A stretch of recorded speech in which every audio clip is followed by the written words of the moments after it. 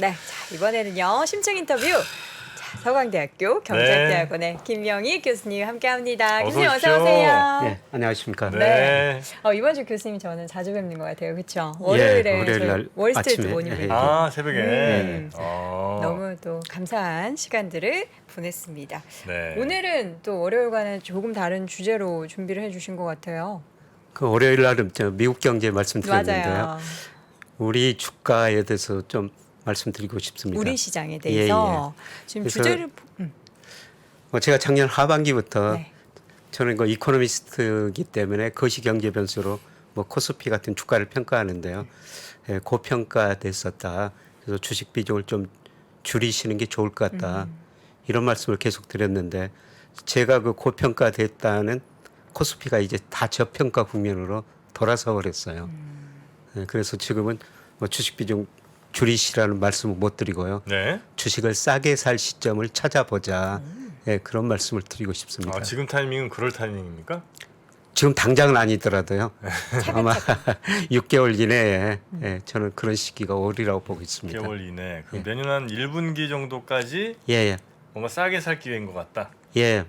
물론 여기서 크게 떨어지진 않을 것 같은데요. 네. 뭐 지루한 박스권 보이다가 내년 2분기 이후에는 뭐 네. 반등하리라고 저는 보고 있습니다. 다른 분이 아마 이런 말씀하시면 저 이런 얘기가 나올 수 있는데 박사님이 얘기하시면 이거는 진정성이 있습니다. 왜냐하면 그동안 이제 하락 쪽으로 얘기를 많이 해주셨기 때문에 요거는 이 시청자분들이 조금 더 진짜 그런가 하고 생각하실 수 있거든요. 그러니까 그거는 확실히 좀 오늘 답을 좀 내고 가겠습니다. 그 앞으로 6개월 그러니까 이번 뭐 4분기랑 내년 1분기 정도가 저점 혹은 이제 싸게 살 수 있는 기회라고 생각하시는 이유는 뭡니까? 우선 저 거시경제 변수 하나하나 좀 살펴보면요. 네. 저는 장기적으로 그 우리 코스피가 명목 GDP보다 조금 더 상승하는 게 정상이라고 보고 있거든요. 그래서 지난 뭐 10년 동안 보면은 우리 명목 GDP가 한 4.1% 연평균 성장했는데요. 코스피는 5.3%씩 연평균 상승했어요. 네. 그러니까 장기적으로 우리 경제가 성장하고 물가가 성장한 만큼 우리가 자산 가격도 그렇게 올라야지 우리가 투자를 하게 되거든요. 그거보다 못했다는 얘기네. 아니 아니? 높다는 거죠. 명목 GDP가 4.1% 연평균. 코스피는 5.3%니까 한 1.2%포인트 정도 높았죠. 네네. 그러니까 이게 정상이라는 겁니다. 명목 GDP보다 코스피가 더 오르는 게요. 네네. 그런데 올해 제가 이걸로 올해 명목 GDP 4.5% 제가 예상하거든요. 네. 이게 결코 높은 수치가 아닙니다. 실질은 한 제가 2.5% 예상하고요. 물론 한국은 2.6% 정도 예상합니다. 그리고 올해 물가가 높기 때문에 물가가 한 2% 상승 전제하고 제가 명목 GDP 한 4.5% 성장한다면은 우리 코스피 적정 주가 한 3,090 정도 되거든요. 그러니까 지금 뭐 2,400이니까 네. 20% 정도 저평가된 거죠. 근데 작년에는 이게 고평가됐었어요. 그래서 코스피가 작년에 이것보다 좀 고평가됐기 때문에 제가 주식 비중을 좀 줄이시는 게 좋을 것 같습니다. 이렇게 말씀을 드렸는데요. 지금 많이 저평가 영역에 들어서 버렸거든요. 네. 물론 과거 보면은 뭐 상당 기간 고평가됐다, 저평가됐다 이런 과정을 반복하는데요. 뭐 저평가됐기 때문에 저는 더 이상 여기서 주식을 팔 필요는 없다. 좀 가지고 계시면 된다. 네. 그리고 기다리면 된다. 그리고 뭐 여기서 조금 더 떨어질 여지가 있습니다만은 뭐 20% 정도 저평가된 걸 보면은 여기서 이제 크게 낮아질 가능성은 매우 낮거든요. 네. 네. 그리고 이제 우리 관심은 언제 3,300이 넘느냐. 그게 작년 6월 고점이었지 않습니까? 그런데 뭐 이거로 평가하면은 내후년 정도 적정 주가가 한 3,300이 좀 넘게 나옵니다. 내후년이나 돼야? 좀 기다려야 된다는 겁니다. 좀. 그러니까 지금 저 그림에서 보이는 파란색 선이 이제 이른바 적정 코스피 지수라는 거고. 명목 GDP로 네. 적정 코스피 지수입니다. 네, 그리고 이제 빨간색 선이 이제 실제로 코스피가 이제 왔다 갔다 했던 걸 그려주신 건데 뭐 대체로는 뭐 크게 보면 이제 같이 가지만 그래도 이제 항상 올라갔을 때가 있고 더 내려갈 때가 있고 이런 그렇습니다. 거죠. 네. 그래서 내년까지는 코스피가 좀 저평가 국면이다. 그런데 저는 뭐 내후년에는 제자리 돌아오리라고 보고 있습니다. 그렇습니까? 제자리라 함은 3,300. 3,300. 적정 주가 추서하는 거예요. 제가 딱 그때쯤 많이 샀거든요. 3,100에 3,300 사이에서 많이 샀어요. 내후년 되시면 네, 행복하시겠네요. 내년만 버텨 보시면. 그 말씀 좀 쉽게 하지 마세요. 시간 금방 갑니다. 1, 2년 이게 예, 그리고 제가 네. 두 번째로 우리 코스피하고 상관계수가 제일 높은 게 일평균 수출 금액이거든요. 네. 왼쪽 그래프 있습니다만은 상관계수가 0.86이나 돼요. 거의 같은 방향으로 움직이죠. 네. 예, 그런데 작년에 수출이 증가했습니다만은 일평균 수출 금액보다 코스피가 작년 4월 경우에 한 40% 정도 앞서가 버렸거든요. 가대평가됐죠. 그래서 제가 이걸 보고 주가가 너무 앞서가고 있습니다. 주가가 뒷걸음질 칠 수 있습니다. 이 거리가 좁혀져야 됩니다. 그런데 코스피가 한 거의 30% 고점에서 떨어지다 보니까 이제는 저평가 영역에 들어서 버렸거든요. 예, 그래서 이걸 가지고 제가 고평가됐다 주식 비중 줄이라 말씀을 드렸는데 이제 그 저평가 영역에 들어서 버린 겁니다. 네. 그 저평가됐다고 금방 오르는 거 아닌데요. 조금 지루하게 저평가 영역에 머물고 있어요. 예, 그리고 제가 일평균 수출 금액을 전망해 보니까요. 앞으로 2년 동안 거의 뭐 제자리 걸음입니다. 조금 증가했다가 감소했다. 이걸 보면은 주가도 박스권 조정일 수가 있는데요. 네. 문제는 지금 박스권 하단에 있을 것이다. 예. 이렇게 보고 있습니다. 자, 알겠습니다. 지금 우리 네. 정프로님 약간 멘탈이 좀 아니요, 뭐. 흔들흔들. 크게 충격적이진 않습니다. 어느 정도 예상했던 바기 네. 때문에. 근데 정프로님이요. 이제 고점에서 사셨지만 절대 저점에서 추가적인 매수를 안 하신다고 계시는. 그거는 저희 자존심이죠. 네. 이걸 자존심으로 내가 이렇게 굳혀도 더 됩니까? 낮은 가격에 사는 순간 네. 내가 높은 가격에 샀다는 걸 인정해 버린다. 스스로 그거를 숙여버린다는 생각이 들기 때문에 인정하는 삶은 어떨까요? 그걸 인정한다고요? 네. 그러면 저는 버텨낼 수가 교수님도 없죠. 한 말씀 해주세요. 저는 그건 못 버팁니다. 인정하셔야 될 것 같습니다. 네, 그렇죠. 제 말은 안 들으시니까. 뭐 시대가 늘 변하고요. 네. 네. 그래서 저도 이런 거를 다 모델로 예측하는데 네. 뭐 어떤 구조적인 변화가 있을 때는 예측치들이 다 빗나가거든요. 예, 그럴 때는 저 모델을 전부 그거 수정해요. 네. 예, 그리고 제가 그 매월 이런 것들을 예측합니다. 데이터가 발표가 되면요. 네. 예, 그리고 늘 그 예측 오차라는 게 있지 않습니까? 네. 예측 오차를 늘 수정해 가면서 생각도 바꾸고 그러거든요. 네, 네. 뭐. 근데 물론 뭐 그것도 있지만 이제 더 살 돈이 좀 별로 없어요. 제가 늘 이제 풀 매수잖아요, 저는. 네. 그러다 보니까 지금 이번 달 저번 달에 하여튼 뭘 이렇게 내가 뭘 했는지 통장에 돈이 별로 없더라고요. 신규 종목을 자꾸 매수하셔서 그게 문제가 되는 아니 거 최근에 아닐까요? 주식도 안 샀는데 하여튼 뭐 이게 나간 돈이 좀 많이 있었어요. 그래갖고 조금 기다리시면 한 연말 내지 한 1, 2월 정도 되면 다시 이제 조금 제가 인정하고 조금 예, 들어갈 살짝. 가능성이 좀 있습니다. 뭐 살 돈이 없다 이런 말씀을 드려서 제가 생각나는 건데 네. 저 우리 국민연금이 1988년부터 주식을 운영했거든요. 네. 연평균 수익률이 거의 10%예요. 네. 연평균 수익률이 그렇게 국민연금이 높은 거는 늘 살 돈이 있기 때문입니다. 주가가 떨어지면 우리가 매월 국민연금 내지 않습니까? 아, 그죠. 그래서 국민연금 늘 살 돈이 있기 항상 때문에 들어오는 돈이 있으니까. 예, 수익률이 높을 수밖에 없어요. 지난달에 풀로 매수해도 다음 달에 새롭게 또 우리가 사면 월급에서 되는구나. 빠져나가는 연금이 또 예. 있으니까. 예를 들어 가지고 국민연금 좋겠다. 부럽네요. 예를 들어 국민연금이 올해 이제 해외 주식 비중 목표가 27%, 국내 네. 주식 한 17% 정도 되거든요. 네. 근데 주가가 떨어지면은 그 비중이 낮아지지 않습니까? 그 비중을 채우기 위해서 사야 되는데요. 네. 중요한 거는 매월 우리가 월급 받을 때마다 네. 국민연금을 내니까 국민연금 살 돈이 있으니까 수익률이 높다는 겁니다. 쉽게 투자하네 거기는. 편하겠어요, 마음이. 네. 그러니까 이제 좀 너무 높다 싶으면 조금 그냥 갖고 있어도 되고. 그렇죠. 근데 목표치를 넘으면은 팔아야 되고요. 주가가 올라가지고 뭐 해외 주식 비중 27% 예를 들어서 28%, 29% 됐다면 나오면 덜어내야죠. 네, 팔아야 되고 밑으로 떨어지면 사야 되고. 네. 근데 떨어질 때 중요한 거는 살 돈이 있다는 항상 겁니다. 있다. 네. 총알은 항상 있다는 거. 누가 이렇게 나도 이렇게 계속 대주면 좋을 텐데. 나도 좀 스스로 걸어야죠, 뭐. 자, 저 저희가 계속 월급 많이 받으신 걸로 알고 있는데. 제가요. 예. 그거는 좀 왜곡된 소문일 가능성이 높습니다. 여러 가지 지금 뭐 유튜브 여기뿐만 많이, 아니라 많이 하죠. 많이 다양한 하는데 활동을 하시는 거 이제는 보니까 말할 수 있다. 일하는 예, 거에 오해다. 비해서는 굉장히 적다는 거를. 저도 좀- 그렇게 늘 생각해요. 아 그래요? 네, 대표님. 일하는 것에 비해서 아니요, 저기 여도 앵커는 조금 과해. 예. 월급이 좀 과하다는 평가가 나오고 있어요. 자, 이 시장 얘기로 다시 넘어가서 저희가 네, 이제 그다음에 일평균- 세 번째요. 유동성입니다. 네. 그래서 유동성이라면은 보통 시중 유동성이라면 강의 통화 M2를 나타내는 지표거든요. 네. 그래서 코스피 시가총액이 M2에 비해서 얼마나 높은가. 예, 장기 평균 2005년부터 제가 그려놨으면 58% 정도 돼요. 근데 작년에는 장기 평균보다 66% 평균 2로 많이 벗어났거든요. 그래서 유동성에 비해서도 주가가 코스피가 가대평가됐다.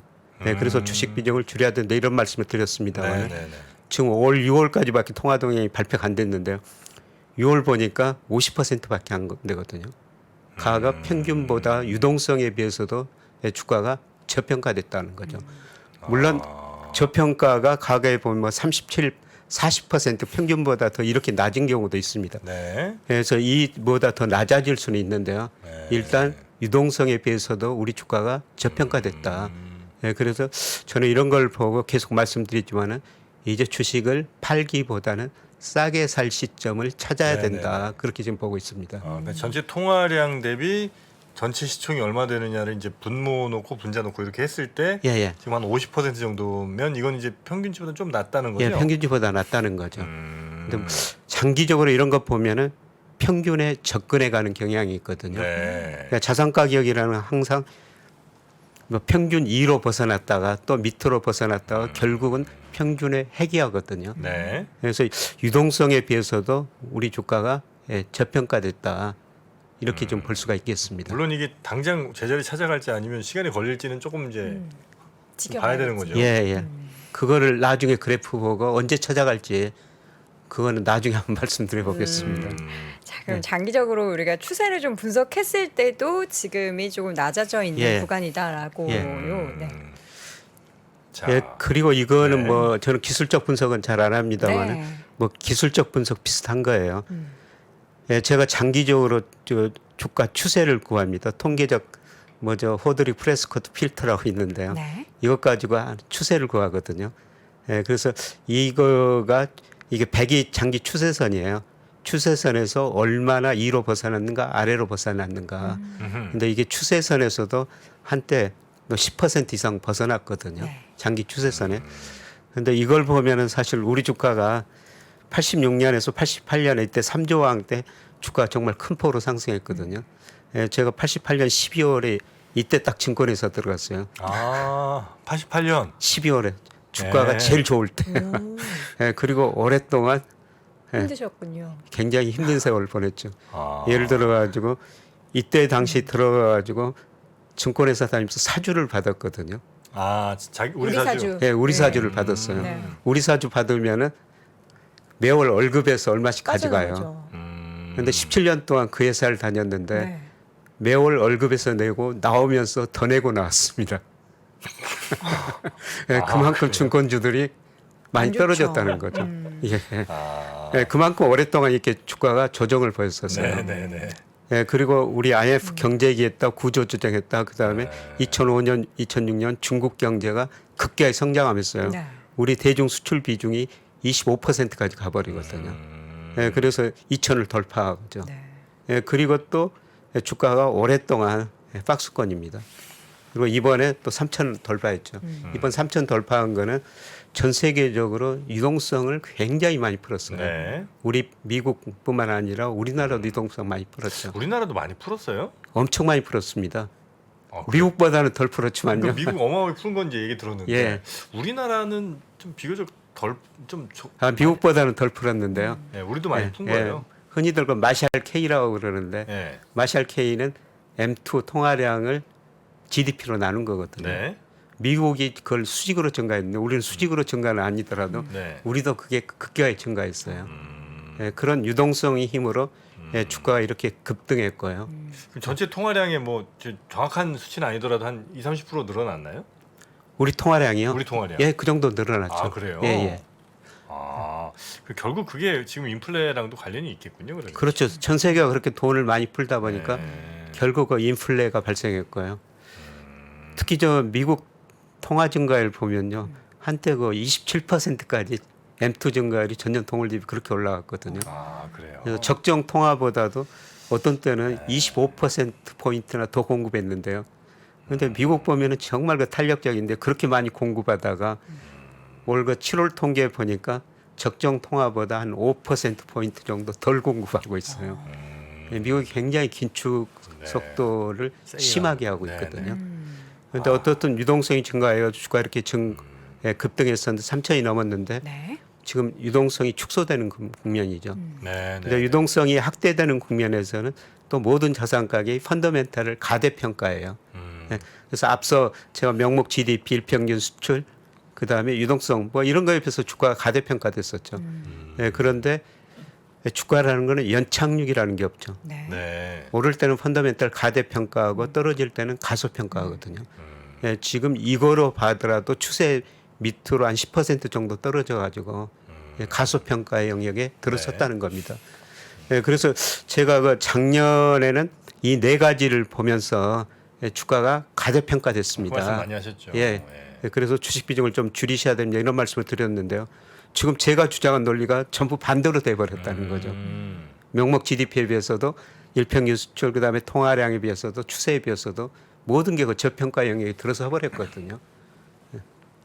그렇다면 적어도 막 사야 될지는 확실치 않으나 지금 팔 타이밍은 아니라는 게 이제 지금 예. 판단이시라는 거죠. 예, 근데 그건 어떻게 됩니까? 이게 돈을 많이 풀 때 예, 예를 들면 100만 원을 풀었는데 이 100만 원이 뭐 누구가 노트북을 사갖고 노트북도 장사는 또 이걸로 돈 받아갖고 또 이걸로 식당 가서 또 그러니까 몇 바퀴를 막 돌릴 수도 있고 예, 예.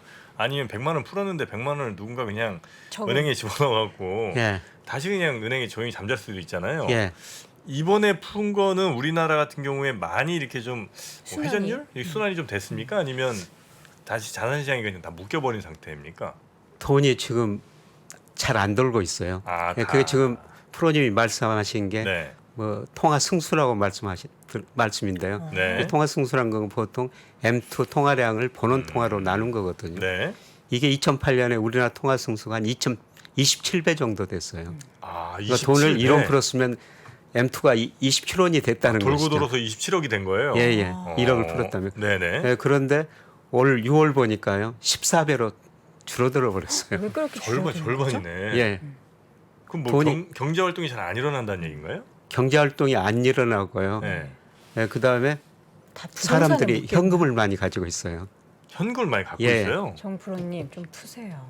현금을 왜 어허. 가지고 있냐면은 주식 뭐 시장이 최근- 다 네. 최근에 저 금리가 네. 올랐지만은 올라가니까. 그다음 금리가 많이 떨어졌지 네. 않습니까? 네네네. 금리가 비싸면은 제가 현금 가지고 있으면 예를 들어서 은행 금리가 5%라면 제가 현금 가지고 있으면 5%라는 기업은행을 손해 보잖아요. 근데 그동안 은행 요구불예금 금리는 0%대고 뭐 1%대요. 그 1%, 0%를 포기해 버리고 현금을 가지고 있다는 그냥 거죠. 집에다 쌓아놓는 현금. 집에다 쌓아놓을 수도 있고, 마늘밭에 숨겨놓을 수도 있고. 예, 그럴 수도 있고. 예, 그래서 현금을 많이 가지고 있다 보니까 통화 유통 속도가 예, 통화 승수가 많이 줄어드는 겁니다. 예, 네. 그리고 최근에 그 통화를 보면요, M2에서도 그 은행의 요구불예금이나 단기 요구불예금, 저축성예금 네. 이런 것들은 언제든지 넣었다 찾을 수가 있는 거거든요. 네. 그런 것 비중은 줄어들고요. 음흠. 은행에다가 2년 만기 혹은 3년 만기 적금 같은 게 있지 않습니까? 거기로 돈이 많이 몰려들고 있어요. 그러면 돈이 더 안 돌게 되죠. 그렇겠네요. 예, 최근에 뭐 주식도 별로 안 좋고 금리도 올라가지고 채권 투자에도 손실을 받지 않습니까? 네. 그러니까 주식도 손실, 채권도 손실 이렇게 보다 보니까 사람들이 야 이제 그냥 은행 요새 4% 금리도 올려주니까 있더라. 2, 3% 금리 받고 은행에다 맡기자. 그러면 2년 동안 맡기면요 그만큼 돈이 안 돌게 되는 것이죠. 네네. 예. 그래서 최근에 돈이 상당히 좀 안 돌고 있습니다. 그게 최근 뭐 코로나 시기만의 문제일까요? 아니면 뭐 최근 한 10년 사이에 그런 흐름이 쭉 이어진 건가요? 그게 2008년 아까 27배에서 지금 네. 14배까지 떨어졌다고 그러는데 추세예요. 추세적으로 계속 떨어지고 있거든요. 외국도 그래요? 이거는 다 그렇습니다. 아, 전 미국도 세계적인 그렇게 많이 느낌이에요. 떨어졌고요. 미국은 4배밖에 안 돼요. 에? 그렇게 안 돌아요? 예, 통화 승소 4배밖에 안 미국은 됩니다. 보면 예금률이 되게 높더라고요. 예. 와 그래요? 미국 원래 그 나라는 저축하는 나라는 아니잖아요. 소비의 나라긴 하지만. 그런데도 그렇게 돈이 안 돌아요. 예, 그렇습니다. 아. 전 세계가 지금 돈이 상당히 좀 안 들어오고 있습니다. 예. 많이 써야 되는데 쓸 수 있는 돈이 일단 없죠. 예. 아니 뭐 이제 미래가 좀 불확실하다 그쵸. 생각하면 못 쓰죠. 그렇죠. 못 쓸 수는 있겠죠. 미래를 예. 대비해야 되니까. 자, 요 바로 옆에 있는 이제 추세 이탈 정도 이 차트도 좀 설명을 해주세요. 예, 이거는 제가 추세를 HP 필터라는 걸 구하고요. 네. 이 추세에서 2로 얼마나 벗어나는 게 장기 추세라는 게 주가가 있거든요. 그래서 추세로 2로 벗어나면 단기적으로 주가가 가대평가됐다. 그 다음에 100 이하로 가면 가소평가됐다. 추세 이하로. 근데 이거를 보더라도 최근에 가소평가됐거든요. 네. 네. 뭐 저는 뭐 주식을 뭐 저도 막 사고 팔고 하는데요. 이게 보통 그 10% 이상 추세로 가버리면은 저는 주식은 안 사고 비중을 줄이고요. 이게 뭐 10% 이하로 가면은 주식 비중을 늘리고 물론 그 단기 투자할 때 단기 투자, 장기 투자 뭐 따로 하고 있습니다만은 뭐 단기 투자할 때는 이 추세를 보고 있습니다. 네. 최근에 네. 지난 6월 주가가 많이 떨어졌지 않습니까? 그래서 추세 밑으로 굉장히 많이 떨어졌어요. 그래서 이럴 때는 저는 주식 비중을 좀 늘리죠. 예. 근데 어떻든 경제 지표에 비해서 이런 거 추세에 비해서도 주가가 저평가 영역에 들어섰다는 겁니다. 네, 네, 네, 네. 그래서 가장 중요한 거는 이제 저는 주식을 팔지 말고 앞으로 사셔야 되는데 언제 사시는 게 좋은가? 사실 이거는 저도 잘 모르죠. 그게 제일 중요합니다, 교수님. 네. 잘 모르는데요. 예, 그래서 뭐 여러 가지 경제 지표로 하고 있습니다만은 예, 제가 하는 거는 선행지수하고 물가 상승률 증가율 차이입니다. 그러니까 선행지수 증가율이 물가 상승률보다 높다면은 이거는 경기 회복 초기예요. 네. 선행지수가 이렇게 증가하는 건 앞으로 경기가 좋아진다는 거고요. 경기 회복 초기에는 물가가 안 오르거든요. 그래서 선행지수에서 물가 상승률 뺀 거 이게 올라가면은 경기가 지금 회복 국면이라는 겁니다. 네. 확장 네, 국면이라는 겁니다. 네. 이럴 때는 주가가 오를 수밖에 없죠. 예, 그런데 이게 감소하는 국면, 경기 확장 국면 후반이나 경기 수축 국면이거든요. 네. 경기 확장 국면에서는 경기가 좋으니까 우리가 상품을 많이 사니까 물가가 오르거든요. 그리고 후반에서는 이 선행지수가 증가세가 둔화가 돼요. 네. 예, 그래서 이 지수가 떨어지면 물론 약간의 시차는 있지만은 네. 예, 주가도 못 오릅니다. 예, 그런데 이 선행지수와 물가상승 차이가 코스피 변동률, 뭐 전년 동월 대비 둘 다 변동률인데요. 한 6개월 정도 선행해요.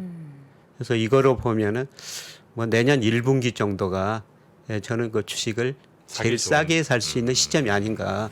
물론 이게 그 제 모델에 나온 수치이기 때문에 네, 네. 매달 제가 업데이트를 합니다. 데이터가 나오면은 예측 오차가 있기 때문에.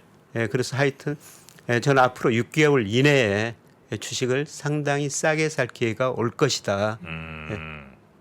그런 말씀을 드리고 싶습니다. 네. 예를 들면 근데 올해 뭐 1월부터 2월, 3월, 4월 계속 이제 쭉 예측을 하셨을 거 아니에요. 예. 사기 좋은 타이밍이 언제쯤일까 할 때 이제 예를 들면 올 11월이었다가 12월이었다가 내년 1월 이렇게 이제 밀렸을 수도 있고 예. 아니면 내년 한 5월, 4월, 3월 하다가 이제 1월로 땡겨졌을 수 있잖아요. 예. 지금 쭉 하시다 보니까 혹시 그 방향성이 좀 있습니까? 아니면 정말 그냥 왔다 갔다만 합니까? 조금 변동이 차이가 있을 수가 있죠. 예. 예를 들어서 제가 모델로 이제 선행지수를 예측하고 물가지수 여기서는 근원물가지수를 근원소비자 물가지수를 네네네. 사용하는데요. 뭐 예측 오차는 있을 수밖에 없는데요. 뭐 당연히 있겠습니다만. 그런데 제가 이 두 가지를 고른 것은 네. 제가 뭐 미국 경제 변수고 우리 경제 변수고 거의 모든 경제 변수를 예측하는 모델을 다 만들어놨거든요. 그런데 예측 오차가 제일 적은 게 선행지수하고 물가지수예요. 네. 이게 예측 오차가 제일 적습니다. 예. 그래서 뭐 약간 앞으로 변화가 있기는 있을 텐데요. 음. 저는 여기 이 방향에서 크게 벗어나지는 않을 것 같다.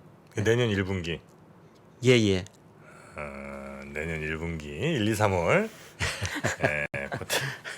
그때가 좀 돈 좀 모아놓겠습니다. 예.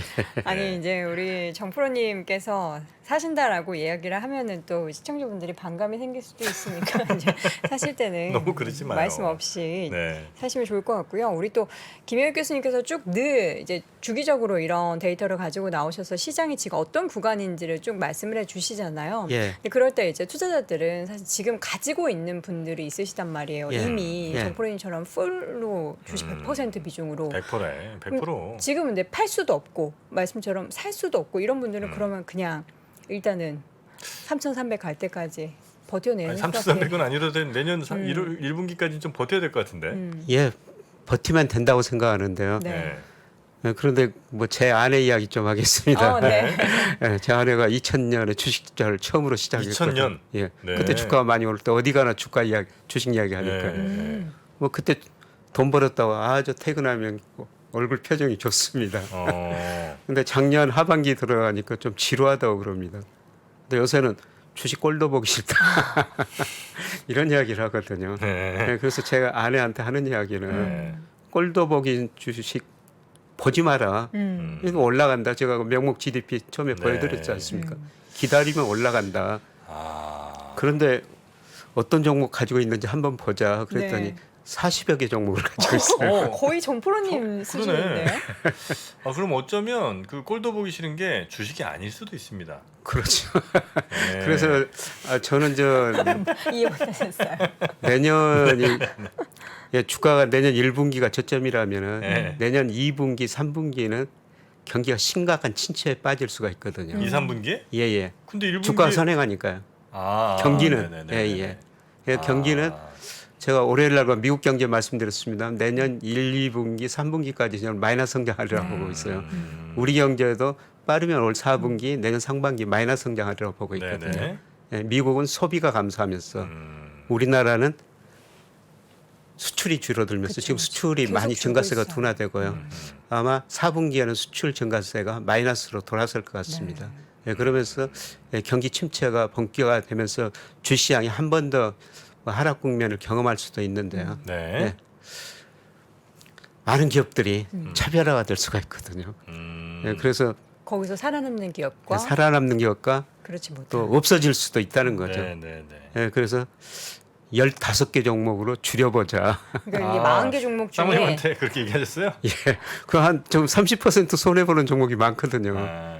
그래서 30%가 마이너스 된 제일 종목. 낮은 게 30%인가요? 이걸 어떻게 마이너스? 받아요? 40%도 있죠. 아 그래요? 예, 아니 김효일 교수님의 사모님께서 그렇게 안 그러실 것 살 때 같은데. 얘기하고 사십니까 혹시? 아니요. 아 그냥 몰래 그 친구들하고요. 아 친구들하고 아, 이야기해가지고. 거기 좋은 정보가 거의 참 많습니다. 친구분들끼리 얘기할 때. 예, 거기서 정보를 얻어가지고 하는데. 그래서 지금 이제 30-40% 마이너스 난 종이 굉장히 많은데. 예, 그거를 보시고 그거를 제가 보고 네. 이런 종목은 나도 잘 모르는 종목인데 어떻게 샀느냐. 어, 아우 그래서- 당신은 모르면 가만히 좀 있어. 내가 다 좋은 정보 들었단 매크로만 말이야. 알지 이런 거 모르잖아. 예, 이런. 맞습니다. 그래서 제가 그저 삼성전자가 9만 원 넘을 때요. 네. 아 그때 사셨어요? 그때도 샀어요. 그래서 그때 제가 삼성전자 7만 5천 원까지 떨어진다. 7만 5천까지 떨어지니까 네. 또 산다고 그러더라고. 이게 근데 그때 가와 다시 평가하니까 한 만사성인데. 6만 3천 원. 근데 지금 6만 3천 원보다 훨씬 더 밑으로 아니 떨어져 웃으시면 있습니다. 안 돼요 교수님. 이거 방송 사원님께서 지금 댁에서 보고 계시면 저 양반이 지금 왜 나와서 내 망신을 내 시키고 험담을 있냐? 하나. 아 근데 아니, 뭐 그래서 골라서 좀 추리셨습니까 교수님 종목을? 예, 말 듣기 쉽지 제가 않은데. 팔게 제가 했습니까? 저도 종목은 잘 모르는데요. 네. 예, 제가 전혀 잘 모르는 종목. 예, 그래도 재무제표는 제가 좀 볼 줄 알거든요. 아. 재무제표 보고 뭐 이자 보상 비율이 굉장히 음. 낮거나 부채 비율이 굉장히 높은 종목들 음. 지금 이런 거는 사실 그 투자할 시기는 아닌 것 같습니다. 여보 숫자로 주식하니 뭐 이런 말씀 하실 텐데. 분명히. 그렇죠. 제가 되게 잘. 제가 저 재무제표 쪽 보고 예. 공부하고 주식 투자해라 그러면 뭐라고 그러는지 아세요? 뭐라고 합니까? 공부 그렇게 많이 한 당신 수익률 한번 밝히라고 그럽니다. 아이 그럼 자신 있게 보여드려야죠. 안돼 그렇게는 대화가 안 됩니다. 예. 그래서 아무리 킹이 형이 뭐 박사님이라 하더라도 이 가족분은 그렇게 할 수가 없어요, 그죠? 네, 저 맞습니다. 무슨 저 뭡니까 F1 드라이버 그 사람도 그 안에 그 운전 운전면허 연습. 이건 절대 못 한다는 거 아닙니까? 네, 그래서 아내분은 지금 종목은 좀 줄이셨어요 현재 조금? 지금 줄이고 있습니다. 줄이고 계시고. 예, 줄이고 있습니다. 근데 그 종목들이 좀 보면은 이제 말씀해 주신 것처럼 살아남을 종목들은 계속 그래도 예. 마이너스라도 가지고 가지만 그렇지 않은 종목들은 출현한다. 그렇죠. 음. 아마 내년 뭐 살아나는 종목들은 오히려 네. 살아나가지고 네. 내년 이후로는 더 잘 되리라고 보고 있거든요. 네. 예. 꼭 조심하셔야 되는 게 혹시라도 우리 박사님이 정리하라고 했던 종목 가운데 올라가는 거 있는지 잘 보세요. 그날은 집에 가시면 큰일 납니다. 문 열자마자 뭐 날라올 수 있습니다. 네, 그럴 수 있습니다. 그래서 항상 그거는 보고 들어가세요. 예, 예. 징징쇼에 모셔야 되겠다고 사모님을. 아, 40종목이면 제가 참 동병상련인데. 어떻게 아마 40종목을. 그 중에 한 다이어가 한 7개 될 겁니다. 어때 업종 구성이 어떻게 됐습니까? 기억하세요? 업종 구성도 없어요. 아, 전 종목. 아, 군사 올 투자. 섹터 포트폴리오. 군사 투자. 네. 네. 거의 ETF 수준으로 투자를 하셨군요, 우리 예. 사모님께서. 근데 ETF처럼 너 하네? 차라리 ETF 하지 그래. 이런 말 제일 싫어합니다. 그 사람들은. 저를 포함해서 한 3, 40개 종목 갖고 있는데 야, 이렇게 할 것 같으면 ETF 하지 마. 이러면 아, 그 말처럼 화가 날 때가 없어요. 나는 이 심혈을 기울여서 하나하나 다 산 건데 ETF? 아, 이거 굉장히 화납니다. 그런 얘기 하지 마세요. 예, 예. 네. 제가 몇 가지 팁 드렸습니다. 부부 싸움 안 나기 위한 화해를 위한 팁을 드렸습니다. 자, 오늘 갑자기 닥터 둠의 징징쇼라고 지금 대리에서 좀 나오셔가지고 말씀을 해주셨는데 이제 가정의 평화를 위해서 이쯤으로 예, 사모님의 포트폴리오 이야기는 마무리를 그렇죠, 해야 될 것 그렇죠. 같습니다. 더 얘기 때문에 큰일 날 것 같아요. 네. 그 주가는 그렇고요. 우리 경제 상황은 혹시 전체적으로 아까 말씀해 주신 것처럼 빠르면 4분 2번부터 그리고 이제 늦어도 내년 초 1, 2, 3분기에는 분명히 이제 침체가 올 거로 이제 보시는 거고요. 예, 예. 그러면 그런 경제 상황에서 혹시 우리 환율은 지금 이제 굉장히 이슈잖아요. 예. 환율은 대략 어느 방향으로 가실 거로 혹시 보시는지. 일단 참고로 정프로가 좀 샀거든요, 달러를. 그거 생각하시고 말씀해 주세요. 저는 저 한율 전망 틀려가지고. 네. 아, 그렇습니까? 예, 예. 예, 그런데 뭐 틀려도 그냥 한 번 더 말씀드리겠습니다. 네네네. 아이고 뭐 예, 저는 달러 가치가 거의 정점에 아 있다고 생각하고 지금? 있어요. 예. 아. 예, 제가 그렇게 보는 거는 그 월요일 날 제가 말씀을 말씀하셨죠. 예, 이제 드렸었습니다만 엔화를 또 예. 사고 계시대요. 내년에 선진국 중에서 미국 경제 성장률이 제일 낮아질 가능성이 높습니다. 제가뿐만 아니라요. 네. IMF가 이번 7월에 세계 경제 전망하면서 뭐 세계 전망 낮추고 선진국도 전망 낮췄는데요. 내년 미국 경제 성장 1.0, 유로존 1.3, 일본 1.7입니다. 예, 그리고 9개 IB들이 내년 미국 경제 전망한 거 보니까요. 올해보다 성장률 높은 데라고는 전망은 한 군데도 없습니다. 예, 그리고 도이치뱅크, BOA, 노무라 마이너스 성장 예상하고 있어요. 특히 노무라는 마이너스 1.1% 성장 예상하고 있거든요. 뭐 제가 가지고 있는 몰드들로 노무라하고 비슷하게 나옵니다. 네. 그래서 저는 내년에 미국 경제가 다른 나라보다 더 심각한 침체를 겪을 것이다. 예, 그렇게 되면 미국 금리가 떨어지고 네. 예, 그다음에 예, 달러 가치가 뭐 4분기 후반 내년으로 갈수록 떨어질 수밖에 없다. 그리고 가장 중요한 거는 예, 제가 지금 고평가 저평가 영역을 계속 말씀드리고 있지 않습니까? 네네.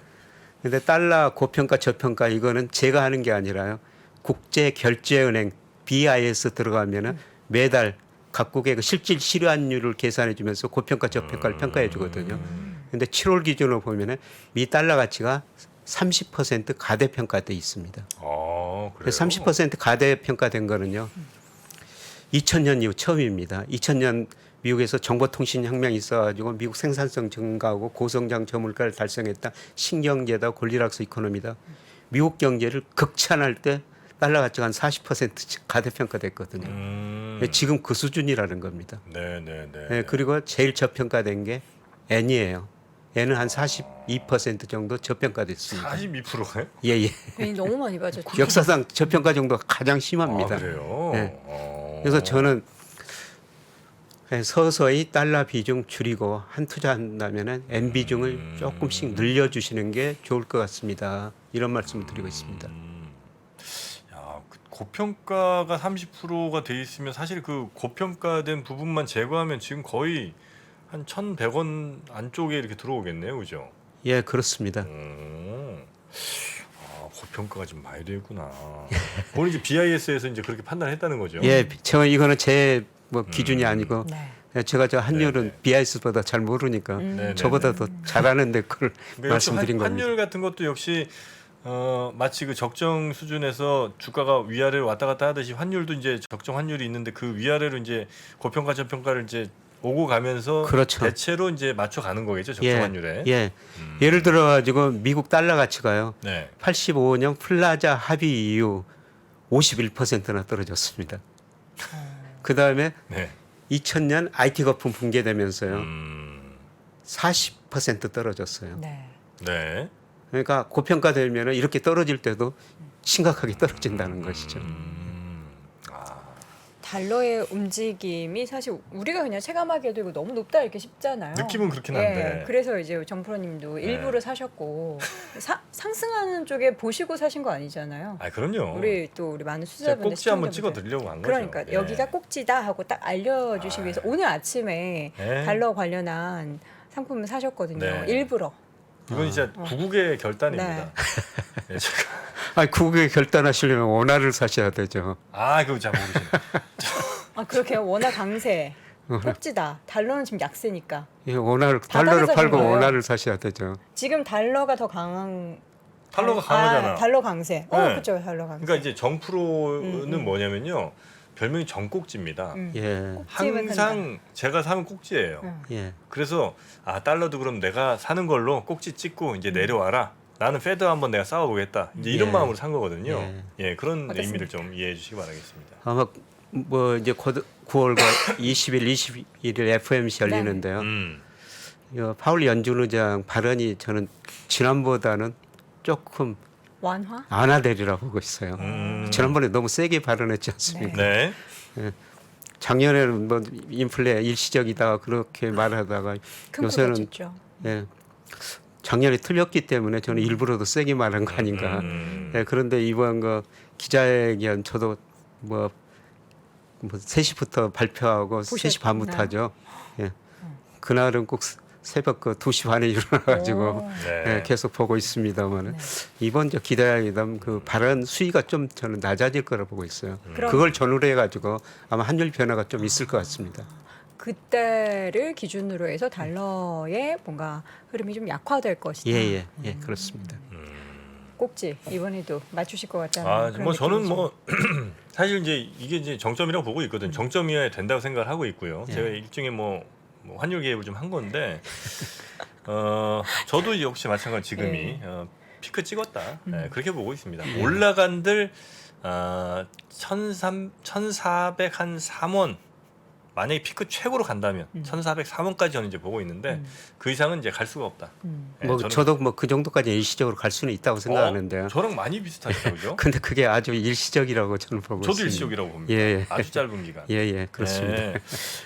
역시 박사님과 저는 통하는 부분이 많이 있는 것 같습니다. 환율이 그럼 좀 이렇게 안정이 되고 하면 이제 연말부터 뭔가 이제 시장이 바닥을 좀 찾는 그런 분위기가 만들어질 수 있겠네요. 예. 그러면 연말쯤 되면은 근데 그때까지는 좀 심리적으로 투자자분들은 좀 힘들 것 같아요. 지금 환율 제가 추세선을 구해보니까 한 네. 1280원 정도 나오거든요. 예, 그래서 1280원이요? 연말이요? 예. 연말 예상이. 예. 어. 그래서 저는 뭐 그 수준까지는 머지않아 떨어질 수가 있다. 그리고 환율이 그렇게 떨어진다면은 네. 뭐 지난 7, 8월 외국인들이 주식 좀 많이 사다가 음, 9월 들어서 좀 많이 팔고 있는데요. 조만간 환율 하락을 기대하고 일부 외국인들은 좀 주식 사리라고 보고 있거든요. 맞습니다. 저도 외국인들 들어올 거라고 보고 있습니다. 예. 예. 야, 저랑 뭐 오늘 약간 뷰가 거의 일치하십니다. 네.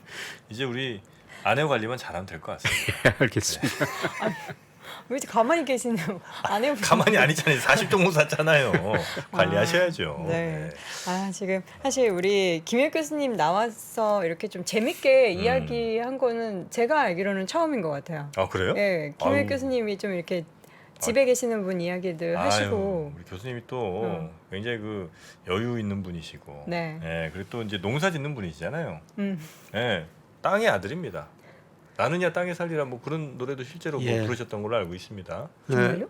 지금 내일 또 강화도에 네. 가는데 농사 올해 지러 가셔야 돼요. 사실 농사는 정말 흉작입니다. 네, 흉작이고 수확 없는 가을이 되고 있어요. 주식도 안 네. 좋고 고구마 캤는데 농사도- 다 줄거리 지금 썩어갖고 지금 난립니다 지금. 옥수수 지금 아니, 알이야. 근데 너무 웃으시니까 힘든 상황에서도 웃는 인류시네요. 네.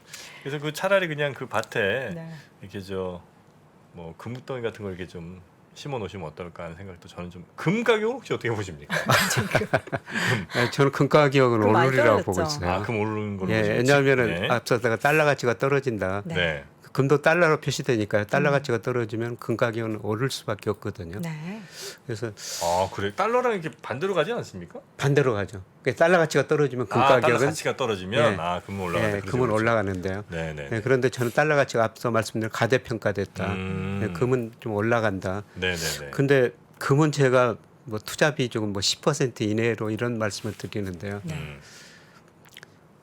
오렌 버핏이 금은 알을 낳지 않은 암탉이다. 그쵸, 늘 그런 싫어하죠. 이야기를 합니까? 채권 사면 이자 나가고 네. 주식사면 배당이 나오는데 네. 이 아무것도 금이라는 없으니까. 거는 이자도 배당도 없어요. 제가 아는 부자가요. 2015년에 금값이 굉장히 많이 올랐을 때 네. 175억 금을 샀거든요.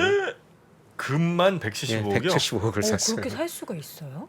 그렇게 돈이 많다는 거죠. 와, 그래서 네. 어떻게 됐어요? 근데 그 뒤로 폭락을 했죠. 금값이? 예. 그래서 왜 사셨냐고 나중에 네, 만나서 네. 물어보니까요. 은행 PB가 권유했다. 아. 한국은행도 금 사더라. 원래 한국은행은요. 금은 알을 낳지 않다기라고 금 안 사요. 네. 근데 그 근데도- 당시 금이 급등해 버렸거든요. 네. 아, 그러니까 더 올라갈까봐 막 아니 급해서. 언론이 때리죠. 네? 한국은행 도대체 외환 보유액에 금 하나도 없이 네. 뭐 하느냐. 아 언론에서 아. 그렇게 얘기하니까 일부 정치인들이 때리는 거예요. 그래서 어쩔 수 없이 금을 그 산 거군요. 마지막에 47억 달러 딱 고점 무렵에 샀어요. 그리고 지금까지 한 번도 안 삽니다. 그래서 그분이 은행 PB가 그렇게 많이 권유하고 한국은행도 금 사니까 샀다는 겁니다. 그래서 그 뒤로 폭락해 버렸죠. 그래서 그, PB는 어떻게 됐을까요? 그 PB한테 지금 도망다니고 그분이 있죠. 너 가서 금을 제일 잘 설명해 줄 수 있는 사람 찾아오너라. 어. 그래가지고 제가 그 부자한테 갔지 않습니까? 아, 정말요? 근데 제가 간 시점이 금 바닥 시점이었어요. 아, 아, 그게 그래서- 또 이렇게 기간이 있었군요. 예, 그래서 저 걱정하지 마세요. 오릅니다, 오릅니다. 그래서 지금의 네. 바닥입니다. 전고점 이상으로 올라가지고 저는 신뢰를 좀 얻었죠. 아 그러셨어요? 그래서 야. 그분에게 신뢰를 얻었다는 훈훈한 이야기인데 네, 와 다행이네. 이게 진짜 한국은행이 산다고 해서 다가 아니다. 언론에 등 떠밀려 샀던 한국은행의 금투자. 예. 이 PB가 뉴스를 끝까지 안 봤네요. 그냥 헤드라인만 봤네요. 네. 한국은행 최초로 금투자해. 이것만 보고 그냥 들어간 거죠. 예, 하여튼 한국은행도 뭐 당연히 어쩔 수 없이 필수적으로 사야 되는 금 양이야 뭐 있긴 있겠습니다만 예. 그걸 어떤 뭐 이익을 보거나 이럴 목적으로 당연히 살 필요는 없는 거고 그죠? 근데 세계 중앙은행 중에서 금 비중이 제일 낮은 나라가 우리나라예요. 아 그래요? 예. 저 유럽 중앙은행은 금 비중 60 내지 70%고요. 중국이 낮았는데 중국이 지금 미 국채를 계속 팔고 그 돈 가지고 금을 사고 있거든요. 네네네. 그래서 중국 외환 보유액 중에서 금 비중이 지금 3%까지만 발표했는데요. 제가 보기에는 최근 통계는 한 5%까지 올라갔을 거예요. 예, 중국이 이건 미 국채를 2013년에 1조 2,700억 달러 정도 가지고 있었거든요. 네. 근데 올 최근 통계 보니까 9,800억 달러로 많이 줄였어요. 미 국채 팔고 중국은 지금 금을 사고 있습니다. 금을 사고 있다. 금투자가 사실 굉장히 어렵잖아요. 가격을 이거 예측하는 게 전문가의 영역이기도 하고 전문가분들도 예. 사실 뭐 시장의 판도가 뭐 안전자산 선호라고 하는데 금에 대해서 전혀 관심이 없는 그런 경우가 지금 최근에 많이 발생하고 있기 때문에 그러면 앞으로는 저는 저 금은 뭐 일종의 리스크 관리 수단이라고 생각합니다. 우리가 직장 다니면서 월급 오르고 직급 오르고 네. 연봉 오르고 자기가 가지고 있는 자산 오르고 네. 늘 이런 걸 바라지 않습니까? 네. 근데 세상이라는 것은 굉장히 갑자기 어려운 시기가 올 수도 있다는 그렇죠. 것이죠. 그 어려운 시기 때 금이 빛날 수가 있다는 겁니다. 네. 대비를 네, 위해서. 네, 그래서 리스크 관리 수단으로 저는 한 10% 정도 이 정도는 가지고 계시는 거는 괜찮다고 보고 있습니다. 네, 알겠습니다. 금 있으십니까? 저는 금은 안 키워. 저 잇몸 안에만 좀 있고요. 네, 따로 뭐 투자하거나 그러진 않습니다. 오로지 저는 온리 주식입니다. 네. 이번에 달러 거의 처음 사본 거예요. 네. 달러로 근데 또 직접 사신 것도 아니고 그걸 이렇게 ETF 돌려서 ETF 맞나? 하여튼 그런 걸 네. 산 거죠. 네. 자, 오늘 제일 기억에 남는 거는 이제 사모님의 40종목 네. 매수설. 자, 희한합니다. 하여튼 주린이들은 대충 그 정도 종목이 있어야 마음이 편한가 봐요. 네. 자, 하여튼 저랑 거의 종목 수가 겹치는 우리 사모님과 함께 행복한 추석 보내시기 네, 바라겠습니다. 승관 추석 보내시기 바랍니다. 네, 오늘 함께 해주셔서 대단히 고맙습니다. 네, 고맙습니다. 이 옛날에는 우리는 개인 투자들이 사면 장이 빠지고 개인 투자들이 팔면은 장으로 오르고 막 이런 얘기 했잖아요. 그런 얘기 하는 사람들은 정말 진짜 이제 물러나야 돼요. 제 경험상 캐시가 최고입니다. 10년 있으면 엄청난 기회가 와요. 평일 600석 전석 매진 2022 하반기 자산시장 대전망이 온라인으로 출시됐습니다. 우리는 펀드 매니저가 아니에요. 그리고 우리 전문가가 아니에요. 왜 자꾸 우리가 전문가가 되려고 그래요? 아파트 사고 뭐 재산 올라가고 그게 다 내 덕인 줄 알잖아. 근데 중앙은행 덕이라고. 거기서 내셔줄 때 같이 들어가야 돼. 근데 지금 들이마시는데 그 앞에다 대면 빨리 들어가지. 주식 부동산 투자에서 꼭 알아야 할 핵심 포인트를 압축한 5시간의 강의 2022 하반기 자산시장 대전망. 자세한 사항은 3프로TV 영상 하단의 댓글을 확인해 주세요.